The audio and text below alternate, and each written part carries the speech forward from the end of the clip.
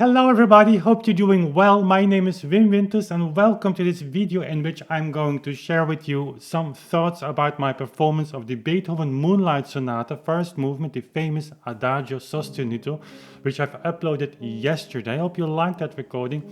It's obviously made, as every recording on this channel now, from the perspective of the whole beat interpretation of the metronome number, in which actually the two dicks combined form the note value of the metronome equation. There is a lot that we could share on this particular piece, which is not an easy piece to play. And obviously we're going to talk a little bit about tempo, but also on the way I've played this on this contemporary pianoforte, which is built in Linz, so near Vienna, around 1820, 1825. Also the use of the moderator, I think in English the moderator, so this little piece of felt that's inserted between the hammerheads, is, I think, something that will interest many of you. That's all coming up in this video.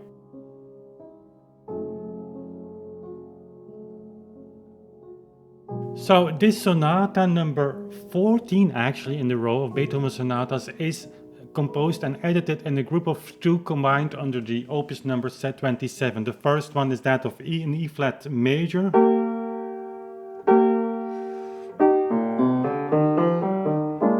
I actually recorded that a long time ago. It's one of the first recordings on my YouTube channel. Must have been somewhere February 2014, long before I actually took these metronome numbers really serious. I was kind of playing in, well, the Talsma theory, you know, the variable use of the metronome, and even then, but that's for another time. So the second variation here is the C minor. Both are actually described as fantasias, because probably because of the rather strange form. It is not starting this sonata with a really clear sonata form, you know, first movement, as typically would have been the case, is still in that time. We are in 1801 when this is composed, this sonata, and it's published in 1802. This sonata is one of those who was, even during Beethoven's lifetime, very popular. We shouldn't forget that at the end of Beethoven's life, he had still his circle of really admirers, but overall, there were other composers taking off in Vienna, but which were more popular than him. Still, he was a big name. But after Beethoven's death, actually, we might not want to forget that his sonatas and actually other works as well were not really often played. It's that period of non-Beethoven appreciation, so to say, didn't last for a very long time. In the 40s and certainly in the 50s, there was a surge in Beethoven as playing and performances, but this sonata is one that actually survived all of that. So it was really popular. It was named a few years after Beethoven's death as the Moonlight Sonata, Mondschein Sonata in German, as was actually used since then as a title to, first, of course, I think most probably for the first movement, to call this sonata the Moonlight Sonata. Well, we don't like that oftentimes in our modern appreciation for music of the past. I mean, by giving a specific, you know, visual interpretation of a musical work. In our days, we tend to like more the abstract meaning of music. Art on itself doesn't need necessarily to represent something very concrete. But in those days, the connection between a musical piece and a very concrete story even was something very normal. And these titles, although not given by Beethoven, were in a way the most normal thing that happened. And it doesn't harm to visualize with this piece actually a really moonlit landscape, because it fits very well the story of the piece. So, but first up, before starting to talk about technical stuff here, let's get rid of this desk here and show you the moderator, I hope I pronounce that correct in English, of this piano. Let's do that.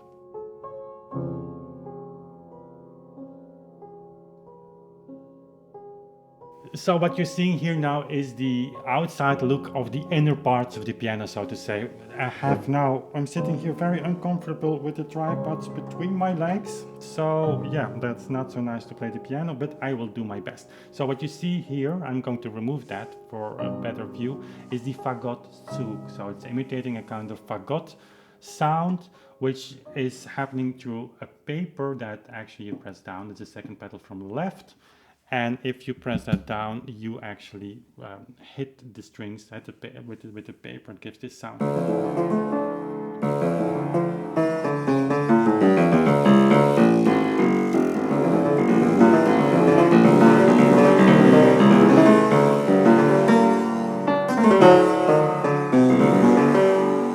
So when is that used? I don't know, perhaps like...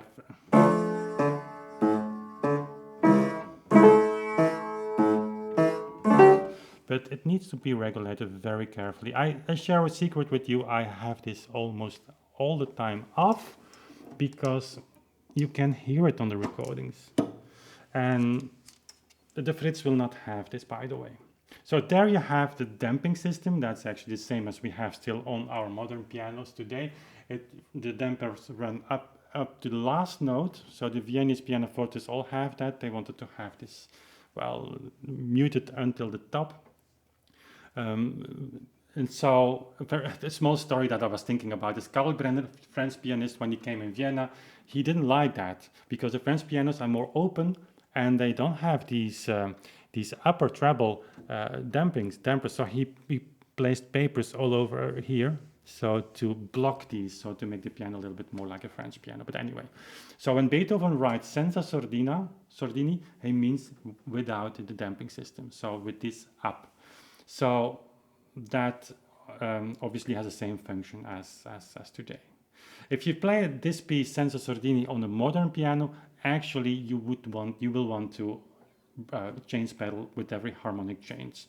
That's actually also advised by Czerny and Bülow for later pianos. They write in 1840, 1815 for their pianos even they had too big of a sound that didn't give them the opportunity anymore to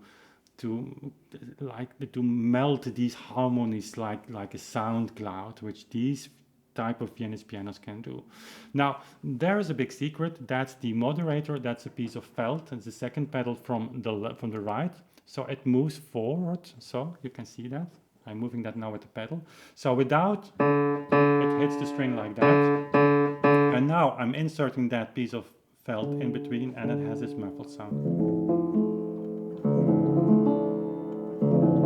It was described by, for instance, Czerny also for tremolandi or slow pieces, tremolandula.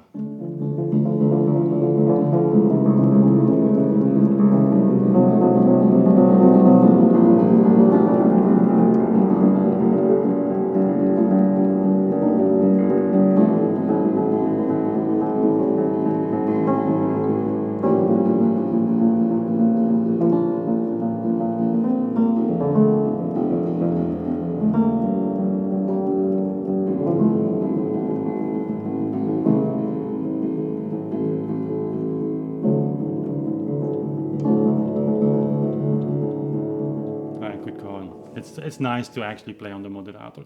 So this piano, as some Viennese pianos, has two options. So you have the first position. You can feel in the pedal there is a certain stop, but you can depress further and then you get this sound. Like a harpsichord or a clavichord. It doesn't work too well, I think. But sometimes you still have this, or the regulation needs to be adjusted. But this is the position we're talking about. Now, Beethoven does not indicate that, and nor does Czerny, or others. So it's actually an option you can take. Beethoven had it on the piano, on the Walter pianos all have that. So it's definitely something you can use. So yeah, there you have it. That's actually great to have these Viennese pianos with the transparency in the bass.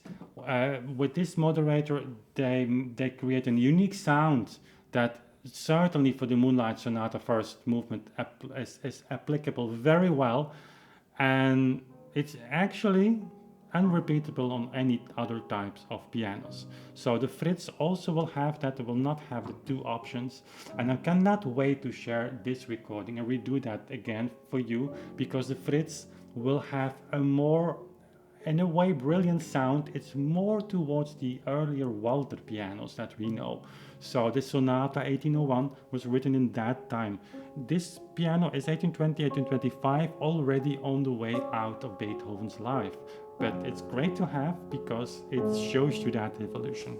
So yeah, the Moderator makes partly these Viennese pianos as unique as they are. It's a really great feature. Now on the Moonlight Sonata, on the Adagio, there is a lot that we can say about the notation in relationship with tempo as well, but also in relationship with tempo ordinario, common time, cut time. And actually I did shared a lot during the recording session. It's a 15-minute segment of which I realized that it might be too technical to just have it as a second part of this video, which actually had as a main goal to serve or to show you, to share with you the details on the Moderator of this Viennese Pianoforte. So I decided to split that recording session and give you that 15 minutes video as another upload tomorrow. So that will be a technical insight in that Moonlight Sonata Adagio, of which the last word not has been said. So these Adagio Andante range, they overlap. It's not always really easy to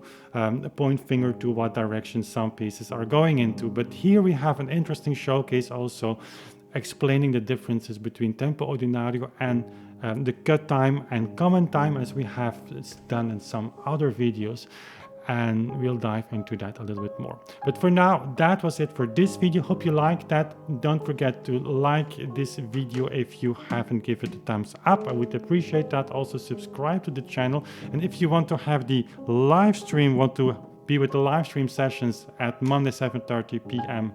or at the premieres at the Kleiderkort Thursday live with us, that would be awesome. Now better way to hit the bell icon and set your notification system, because YouTube is not sending the notifications to you if you don't. And thank you for my Patreons, they make this possible. If you haven't heard of our Patreon page, link below and in the description box. I appreciate that a lot if you would spend a minute there.